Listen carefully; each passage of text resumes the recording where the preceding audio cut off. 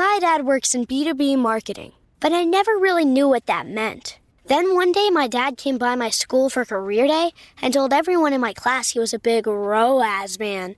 Then he just kept saying things like, the bigger the ROAS, the better, over and over. My friends still laugh at me to this day. I think it means calculating a return on ad spend. One thing's for sure, I'll be known as the ROAS man's kid for the rest of my days. Why couldn't you just be a fireman or a lawyer? Why? You ruined my life, Dad. Not everyone gets B2B, but LinkedIn has the people who do. And with ads on LinkedIn, you'll be able to reach people based on job title, industry, likelihood to buy, and more. Start converting your B2B audience into high-quality leads today. We'll even give you a $100 credit on your next ad campaign. Go to linkedin.com/MPN to claim your credit. That's linkedin.com/MPN. Terms and conditions apply. LinkedIn, the place to be, to be. Hi, I'm Jason Falls, the executive producer of the Marketing Podcast Network. As you probably know, Asheville and western North Carolina were nearly destroyed by Hurricane Helene in late September. The Red Cross has deemed this a Category 7 disaster, which is the largest category they give. One of our member podcasters, Patrick Casale, is on the front lines there. He's an Asheville native who is living through and witnessing the trauma, destruction, and recovery his family, friends, and fellow community members are going through. Patrick started a GoFundMe campaign to raise money for relief efforts. All donations through Patrick's fundraiser go to local nonprofits who are helping with supply runs. Donations there directly impact people in need. I've given to the fund personally. Patrick has given as well, despite the fact he's having to recover too. The Marketing Podcast Network wants to help, and we know you do too. Visit Patrick's campaign at bit.ly/WNC help. The abbreviation is for Western North Carolina, WNC. bit.ly/WNC help. Any amount goes a long way. Even just $5 can provide a few gallons of clean drinking water to a family in need. Please join us in helping the relief and recovery efforts in Asheville and western North Carolina. Go to bit.ly/WNC help today and contribute. That's bit.ly/WNC help. The full URL, bit.ly/WNC help. Donate what you can. Every dollar helps.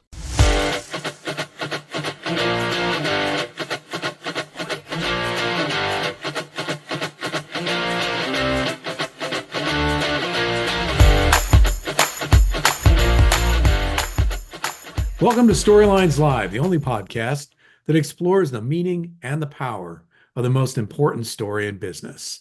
The one that answers why somebody should buy from you, work for you, invest in you, or partner with you. This is the story that defines the very character and nature of an organization. At WordWrite, we call it your capital S story. In each episode, we feature guests who have great insights on business storytelling, who can share their experiences and key learnings to help you and your organization do a better job of sharing your capital S story to deliver remarkable business results. In this episode, we're honored to have as our guest Todd Raphael, a marketing expert in the emerging field of AI companies in human resources. Todd's well equipped for this role. He's built the content operations at two hyper-growth AI companies. Todd, I like that description, hyper-growth. We'll dig into that a little bit and help get them on the map. Most recently, he was at SkyHive, where he took over a content operation that really didn't exist until he got there.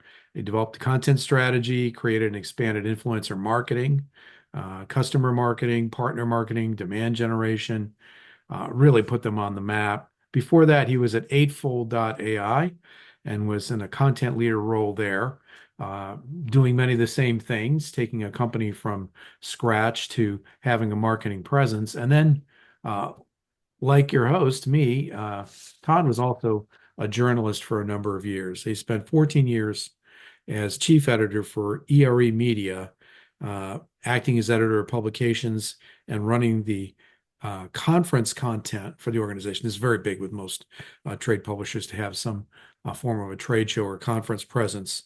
And that's a big job, as Todd may tell us about that. Before that, he worked for Workforce Magazine. So a lot of great street cred there, Todd, in terms of the journalism background you've got there, and certainly what you've been doing more recently.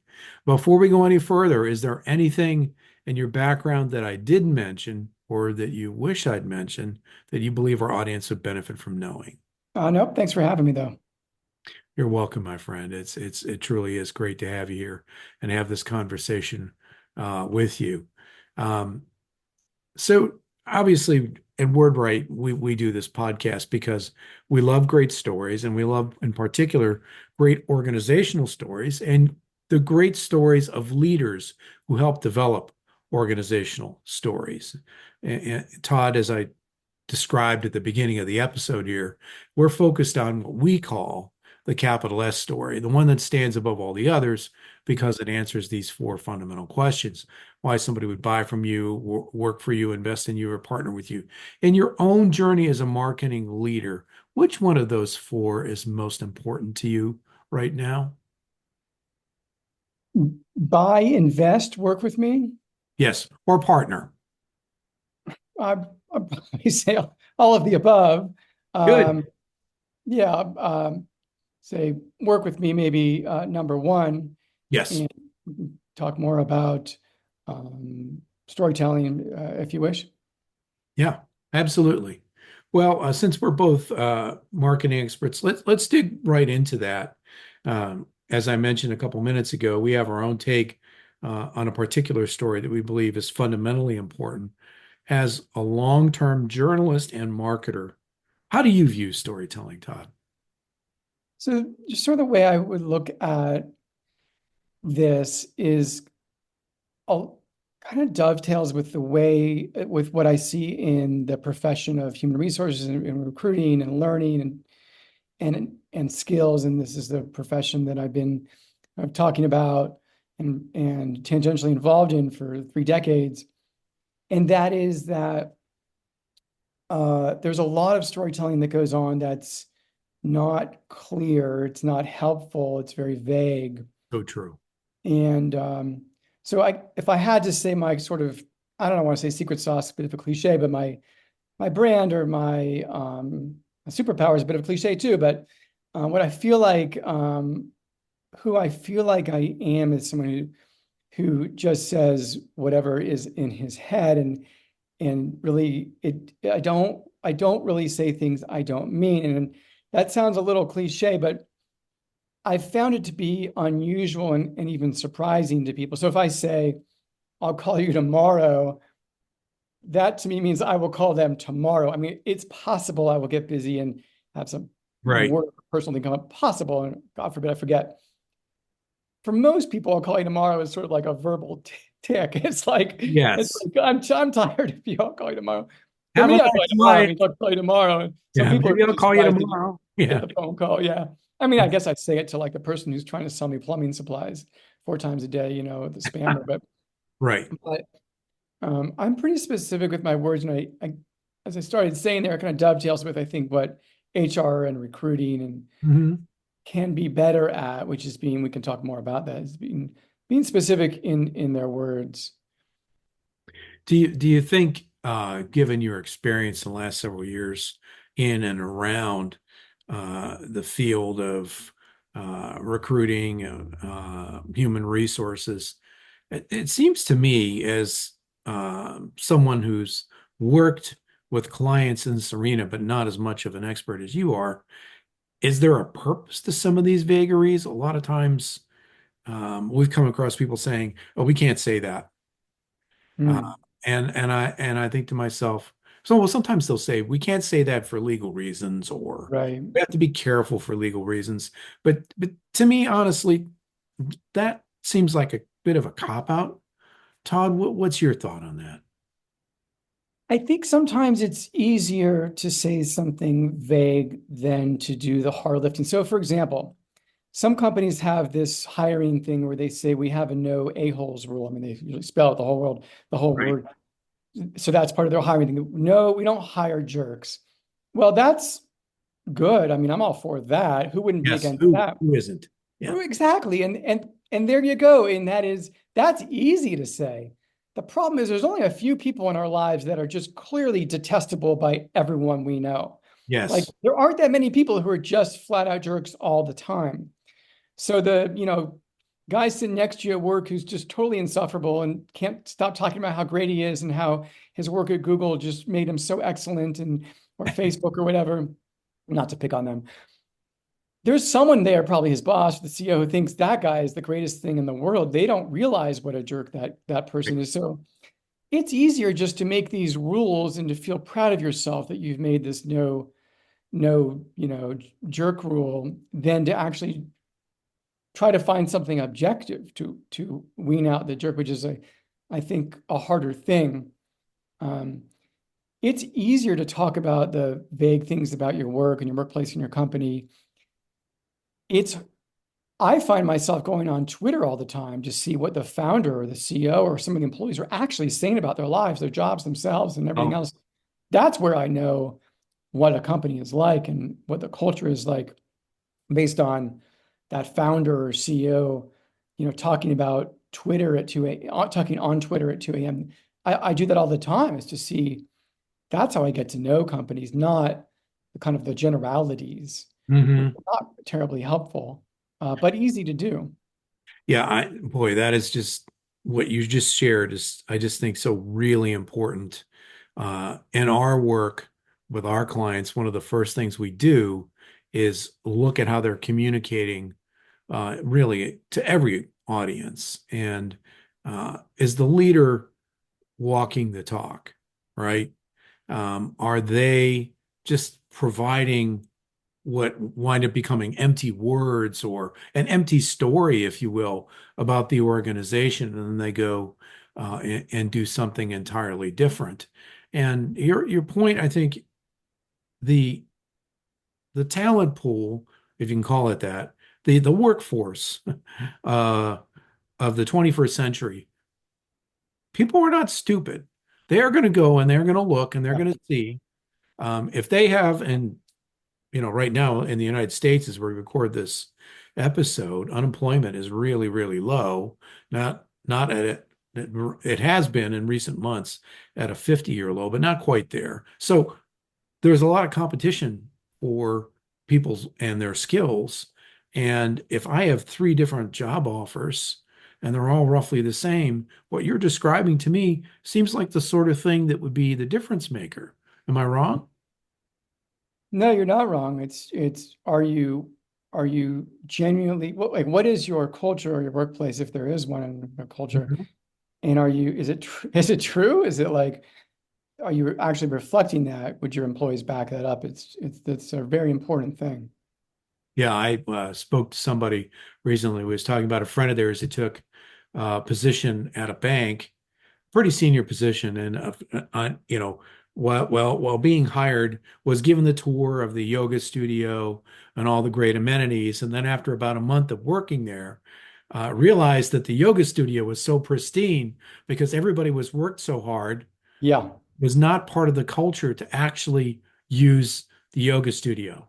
Oh, yeah, sure, if you came in 2 hours early, that would be okay. But it yeah. wasn't really what it was sold as, right?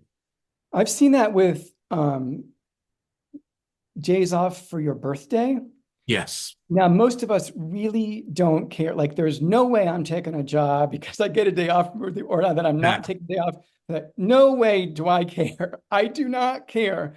But what I do care about is when if someone says that, but it's almost unheard of to actually take the day off for your birthday.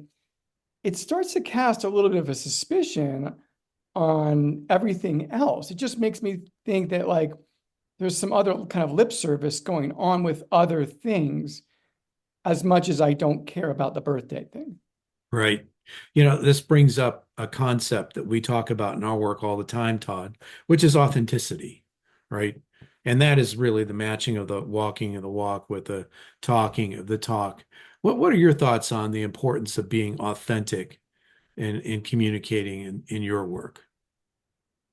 Yeah, I think that companies have moved in this, like they've moved in that direction more of I'm kind of pushing more of the recruitment marketing, recruitment branding to employees and having them talk about their jobs.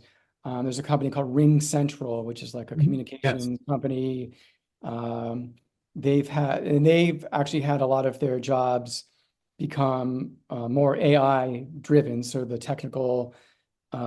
the more technical jobs at Ring Central, customer service jobs, have taken more of an AI flavor. And they've had employees talk about their cutting edge technology they use on the job and their jobs in general and stuff. And they've had a lot of success with that. So people get to see that working in a call center or contact center isn't just, being on the phone all day or dealing with angry people or people who Right. are going to hang up on you. But it is also the chance to learn certain cutting edge skills and to be part of an AI company and whatnot. So authenticity, I think it's kind of dovetails with employees as recruiters, employees as ambassadors. Mm-hmm. That's great insights, Todd. Folks, we're going to take a quick break and we'll be right back to dig in more into some of the key learnings that Todd Raphael has to share with us working as a marketer in HR, and more specifically, AI companies that are now entering the HR field. We'll be right back. Hi, I'm Jason Falls, the executive producer of the Marketing Podcast Network. As you probably know, Asheville and Western North Carolina were nearly destroyed by Hurricane Helene in late September. The Red Cross has deemed this a Category 7 disaster, which is the largest category they give. One of our member podcasters, Patrick Casale, is on the front lines there. He's an Asheville native who is living through and witnessing the trauma, destruction, and recovery his family, friends, and fellow community members are going through. Patrick started a GoFundMe campaign to raise money for relief efforts. All donations through Patrick's fundraiser go to local nonprofits who are helping with supply runs. Donations there directly impact people in need. I've given to the fund personally. Patrick has given as well, despite the fact he's having to recover too. The Marketing Podcast Network wants to help, and we know you do too. Visit Patrick's campaign at bit.ly/WNC help. The abbreviation is for Western North Carolina, WNC. bit.ly/WNC help. Any amount goes a long way. Even just $5 can provide a few gallons of clean drinking water to a family in need. Please join us in helping the relief and recovery efforts in Asheville and Western North Carolina. Go to bit.ly/WNC help today and contribute. That's bit.ly/WNC help. The full URL, bit.ly/WNC help. Donate what you can. Every dollar helps. Folks, we're back with Todd Raphael, who is a marketing expert and has spent much of the last few years working in the human resources field as a marketer, and most recently for AI companies who are entering the field, which I just find a fascinating concept. Todd, let's start with this. As I mentioned earlier in this episode, you and I earlier in our careers were both journalists. What led you to leave the field and get into marketing? I kind of have a tough question because I actually don't feel like I really left the field exactly. Great. Journalism is a lot of asking questions. It's a lot of listening. It's a lot of like being curious and being able to communicate with people and being interested in people and being interested in things and interested in learning new things. And I mean, to some extent, that's what I kept doing. So like at ERE, which is the company that you mentioned at the outset, we put on conferences and put out publications.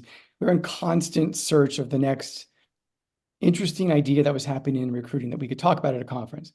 Sure. Who's doing something interesting? Who's doing something valuable?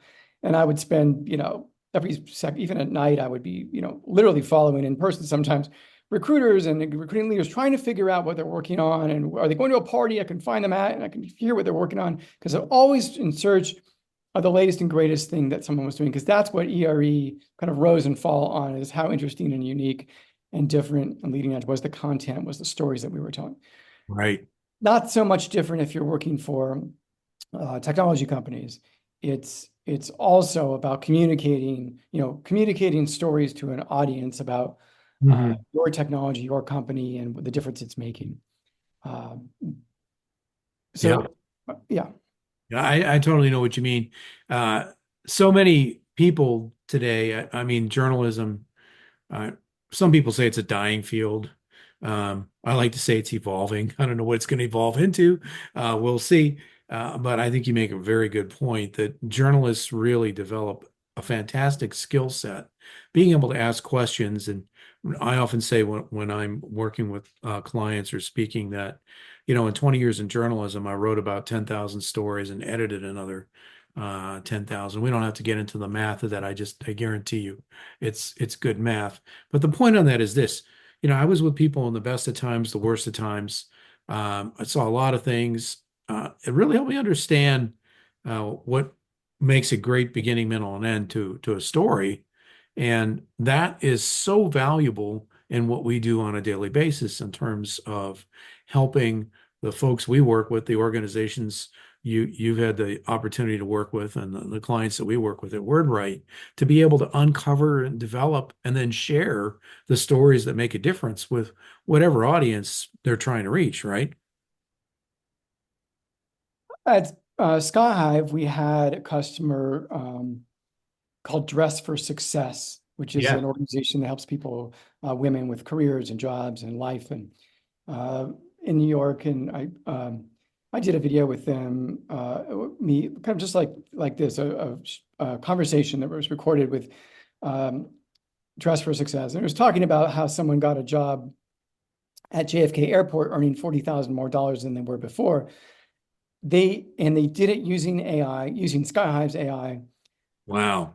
The new job was driving a train at JFK Airport. It was the last thing she thought she'd ever want to do, like drive this train. It's just like was so foreign to her, but she tried it and she liked it and she made a ton more money and everything was hunky dory. And so the story was not really about the technology, and it wasn't really about AI. It was about how someone's life was changed. Mm-hmm. And so the beginning was the challenge of, life and making a living and all of the other things, and being on your feet in a retail job and whatever. And then the middle is the solution, and the middle is the problem being solved, and the end is the solution. But I think that a lot of AI companies, a lot of technology companies kind of don't tell their stories with a story. They try to tell the story of technology instead of telling the story about humans. Boy, I think that is so true, Todd. And just to kind of piggyback on that comment, you don't have to be a technology company in human resources. Pretty much technology companies, period. It's easy for these very smart inventors, leaders of these organizations to get so deeply interested in the technology. And what we often say, and I think this relates to the work you've done, look, the people that you're trying to attract may be very smart, but they're not as smart as you are about what you do. And that's why you need a relatable narrative. That's why you need to tell a compelling story that pulls them in. And the example you just gave of Dress for Success, I mean, that's just a great example, right? Because ultimately, the companies you've been working with most recently, yes, they are AI companies, but they are trying to help employers and talent connect with each other so that people are being productive, right?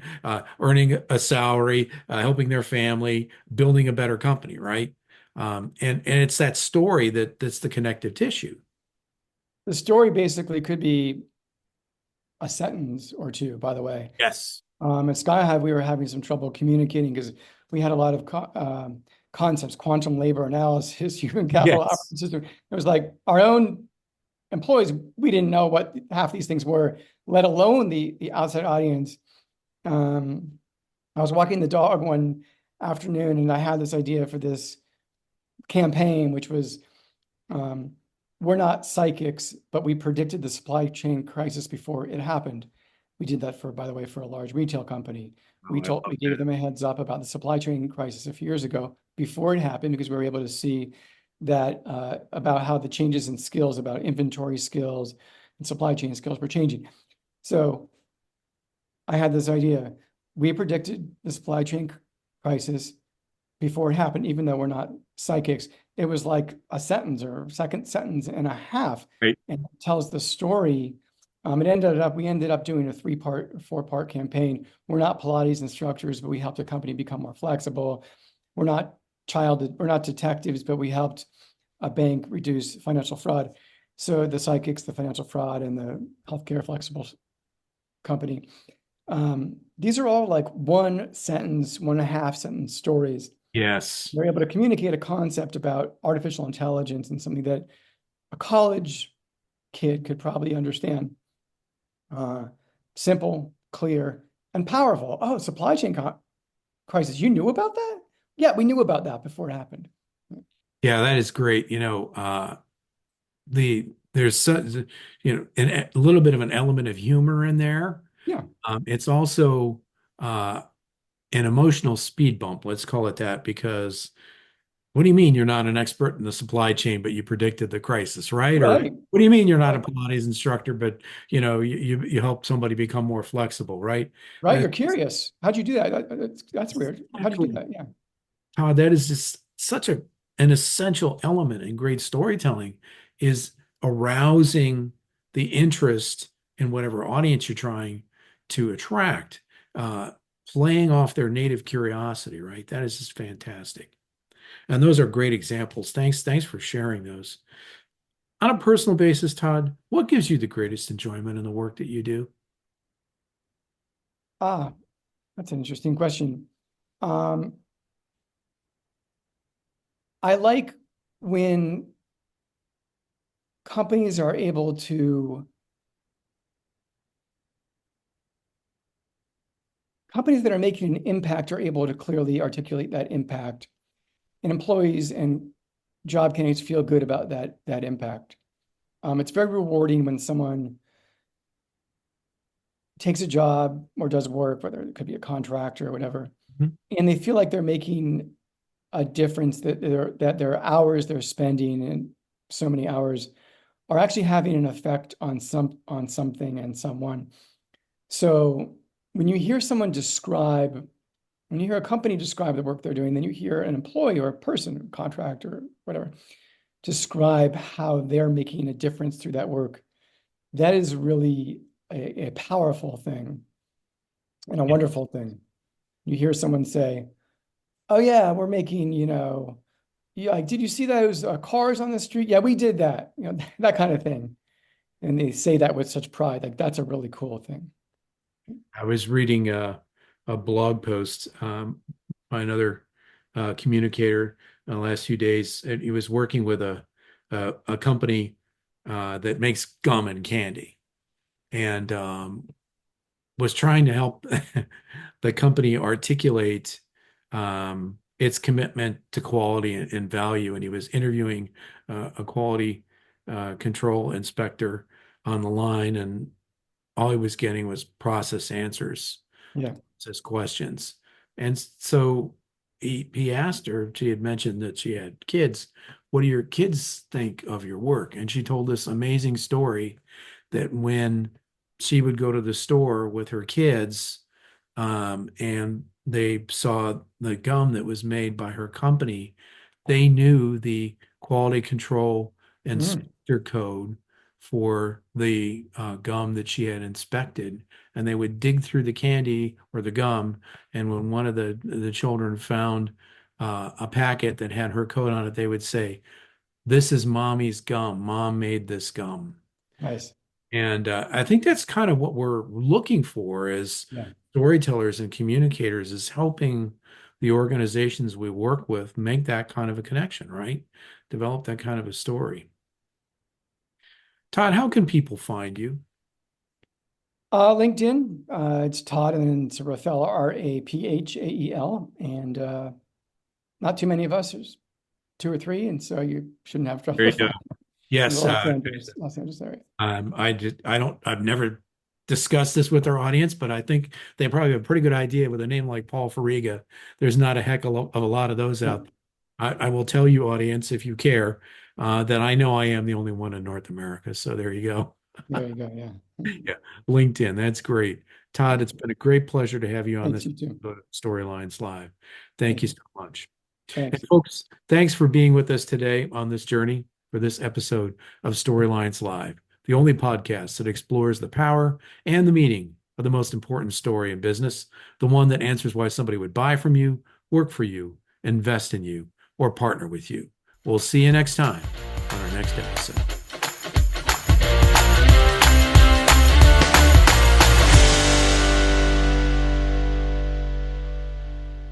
You may know you're listening to this show along the Marketing Podcast Network, but did you know there are other great shows on MPN to help your business? Hennika Watkins-Porter hosts The Entrepreneurial You, empowering entrepreneurs with insights on leadership, business, and success. Hennika, tell listeners what to expect from your show. So we provide innovative business strategies and practical solutions to common entrepreneurial challenges. And where can people subscribe? Find us at hennikawatkinsporter.com, as well as the Marketing Podcast Network at marketingpodcasts.net, or search for it wherever you get your podcasts. You heard her. Go subscribe. This podcast is heard along the Marketing Podcast Network. For more great marketing podcasts, visit marketingpodcasts.net.